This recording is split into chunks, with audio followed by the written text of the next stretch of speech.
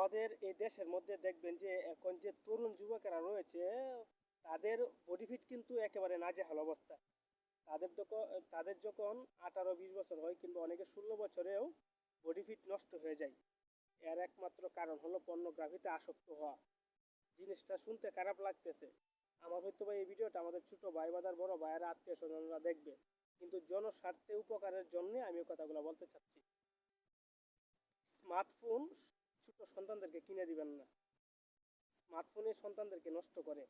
দেখবেন আপনার সন্তান একাকিত্ব হয়ে গেছে, মা বাবার সাথে কথা বলতেছে না, পরিবারের সাথে মিশতেছে না, বন্ধু বান্ধবের সাথে মিশতেছে না। তখন বুঝছেন তার দেহে যৌন শক্তি রূপান্তরিত হয়েছে। সে পর্নোগ্রাফিতে আসক্ত, তার যৌন ক্ষমতা হারিয়ে ফেলতেছে। হ্যাঁ, কোনো এক সময় দেখা যায় তার ডিপ্রেশনের সৃষ্টির কারণে মা বাবার কাছ থেকে দূরে চলে যায়।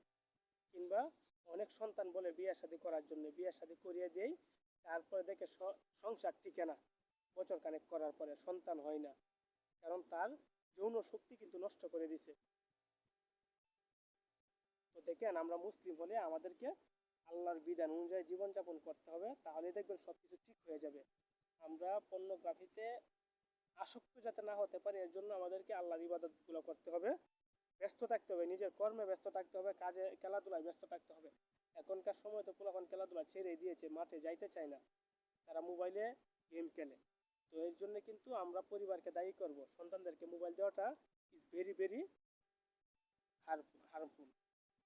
তো যে যাই বলি, সুস্থ সুন্দর জীবন যাপন করতে হলে, তরুণ যুবক দেশের নেতৃত্ব দিতে হলে তাদের পাশে দাঁড়াতে হবে, তাদেরকে বুঝাতে হবে, তাদেরকে লাইনে আনতে হবে। তাহলে দেশ এবং জাতি উন্নতর দুয়ারে পৌঁছাতে পারবে। এইটুকুই। আরেকদিন একটা ভিডিও নিয়ে হাজির হব। সকলে ভালো থাকবেন, সুস্থ থাকবেন। এই বলে বিদায় নিলাম। আল্লাহ হাফেজ।